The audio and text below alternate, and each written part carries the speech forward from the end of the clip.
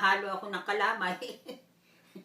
Pagkatapos umugong, sabi nila, nabaksakan ng Pearl Harbor. Gabi na, ninanaos na sa Damortes na ang Hapon.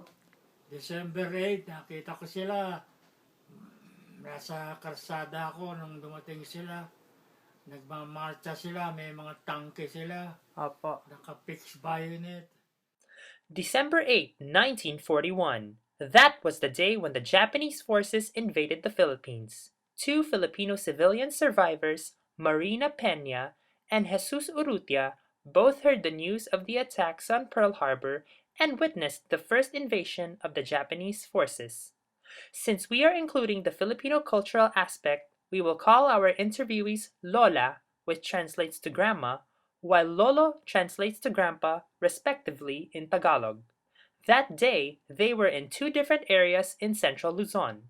Lolo Jesus was in Tondo, a residential district in the nation's capital, Manila, while Lola Marina was situated in Talavera, Nueva Ecija, a rural town 125 kilometers north of Manila.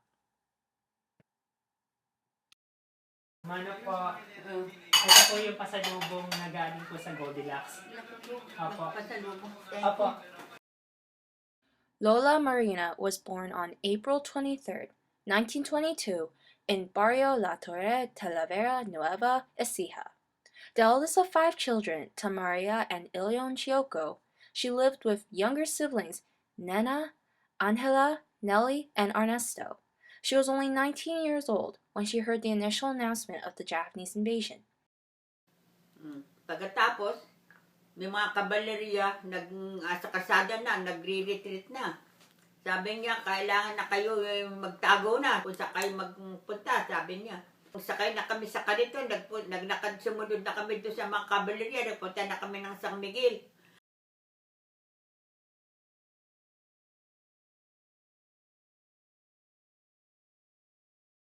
Yung pagkain nga, may mga palayan nga, may yung andamo, may saka, may bukid. Ang kumukuha ko doon, ginigi ko, binabayo namin, doon sa mortal, doon sa sa Lusong.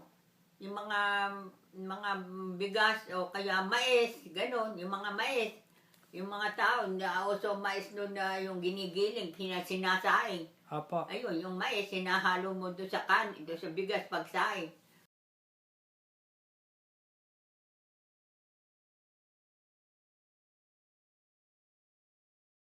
He went home to the house of Andang Maria and Ingrid. Apo. He has malaria. Oh. So Andang Maria took care of him with his malaria. He likes her but she doesn't like him. So umuwi siya doon kala Anda. Nung dumating siya, hindi pa kami kasal. Nung kailan po kayo kinasal sa asawa ninyo? Mga anong taon po yun? Ilang taon nang kami mag-asawa? Apo. 1942. 1942 din po. Yan, ang nagkasal kami, siya, Yosapi pa noon eh. Ang nagkasal pa sa amin, yung mayor ng Talavera. Ng Talavera. Oo, nakakamiseta pa yung, yung mayor kasi nga wala pang tao noon eh. Apo. Kaya ako lang at saka ang damo nagpunta sa munisipyo noon, hindi siya pwedeng lumitaw kasi nga yung mga Hapon.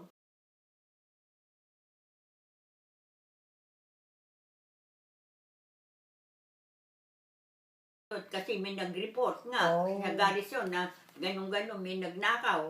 Kaya lahat ng lalaki doon sa Latorre, kinuha doon sa sa bisita. Doon nila dinala. Mhm. Siguro, wala naman siyang kasalanan eh. O, basta naglalakad lang siya na pauwi. Ngayon, pinawalan din siya nung Hapon. Mabuti, hindi siya pinatay. Malaki ang hirap talaga ng dinanas ng mga tao ng panahon ng Hapon. Kasi hindi ka makalantad at kasi delikado ang buhay mo. Yung lahat nun, di ba, bawat sinisita nila, pinahihinto. Pinahihinto nila yung mga traka, tinitingnan kung anong kwan. Siguro, yun nga, baka may mga sundalo, gano'n. Doon namin nalaman na aeroplano na ng Amerikano yun. Binomba na ng Amerikano yung eskwelahan ng Talavera. Kami ando sa gitna ng bukid, nagtatago kami doon. So sa tingin niyo ba po, Within the next few nakatulong years, talaga the yung family hid in fear of the pagbalik Japanese. ng mga Amerikano tsaka si General MacArthur? They had no sense of security Nakatulong sa despite mga having Pilipino access to na- farm animals, Opo. crops, and Nakatulong fuel. eh, kung hindi tumulong ang Amerikano, Upon eh, di asking about her nagwasak views on the ang Japanese to see if it Pilipinas. changed Eh, over the past sinusunod 70 naman years, lahat ang she declined to pag-aaral comment. ng Pilipinas. Opo. Kaya lang ngayon, yung naranasan namin nung panahon na yon, siyempre, yung mga anak mo, hindi nila naranasan yon. Masasabi mo na kung inabot niyo yung ganung buhay, siguro, hindi pa nila alam yon. Kaya wala pa silang alam doon.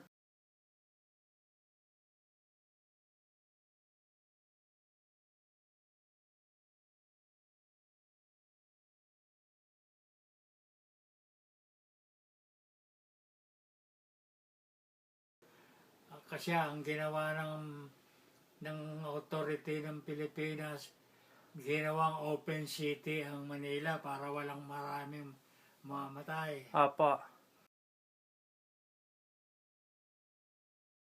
Kung minsan ka, na makikita ko, miski na sa kapwa hapon paglasing, kung balata nila kung gulpihin nila, nasa kalsada. Opo, sa harapan ng maraming tao po. Oo, lalo na kung sa mga Pilipino, pinapatay na. Pinapatay. Merong nag-imbita sa amin na kamag-anak na doon na lang muna sa isang bahay. Malaki yung bahay. Opo. Doon sa Balintawak.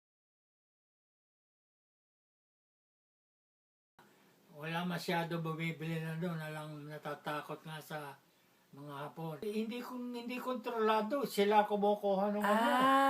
Kaya walang maraming mabili ibang Pilipino. Pang gutom Oo, nun. mga bigas, mga kinukuha nila. Opo. Kasi gutom na rin sila dahil nalaramdaman nila, nahihirapan nila sa gera. Ang kinukuha nila sa mga bodega. Oo, ang kapatid ko si Mario, siya ang panganay, hindi namin kasama. Kasi sila ROTC. Nung dumating na ang Hapon, na-disband na yung ROTC. Yung mga armas nila, hinukayan nila yung mga lupa doon sa tapat namin, doon Apo. nila ibinaon. Yeah. Nagtago sila. Kasi yung mga edad na 16, 17, kinukuha ng mga Hapon. Pakito naman, nasa Batangas doon. Kasi technician siya sa Bureau of Health. Doon siya na destino na magkagera.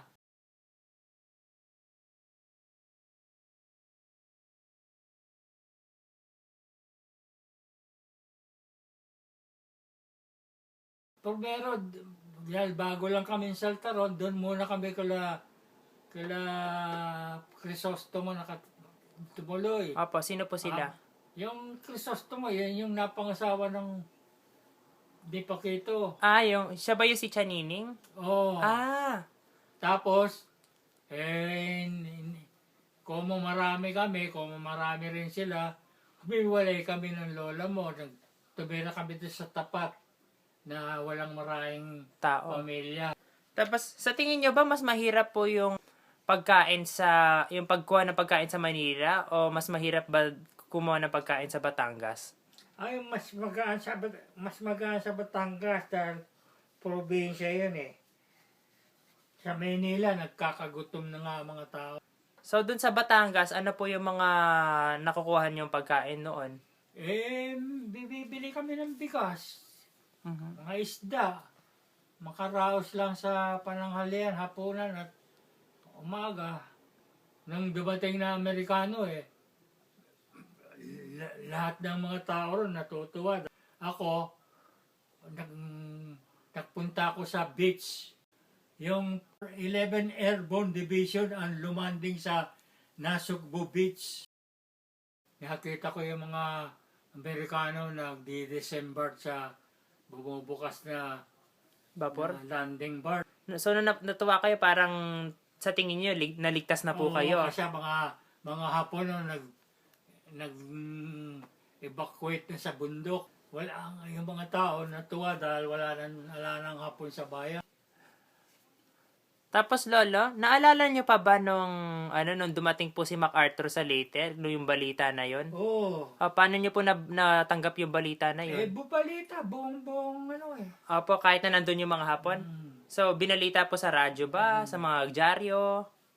Tapos di ba may kinuwento po kayo sa akin na nung panahon na po ng liberation, naglakad ba kayo mula Oo, dahil Batangas? kasi nung nando na ang mga Amerikano, marami nang nag-evacuate yung mga taga ng Manila, kagaya namin. Ang ginawa ni yung kapatid ko matanda, si Mario, sinama ako, naglakad kami hanggang Tagaytay City. Opo, mula Nasug. Nasugbu. Ngayon, pagdating namin sa Tagaytay City, walang matutuluyan, kaya marami dong hukay ng paksol. Doon lang kami natulog. Ngayon, kinaumagahan, nakaangkas kami sa mga Amerikanong papuntang Manila. Yung truck po ba yun? Oo, yung 6x6.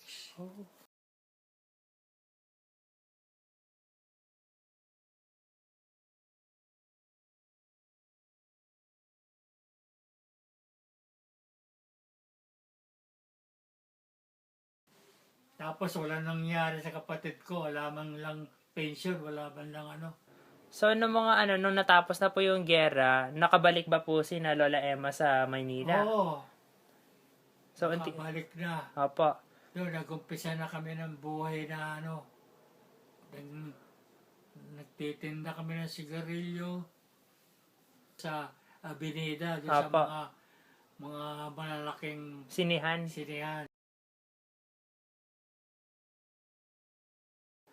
So, sa tingin nyo po, Lolo, importanteng malaman to ng mga henerasyon Oo. ngayon. Bakit po?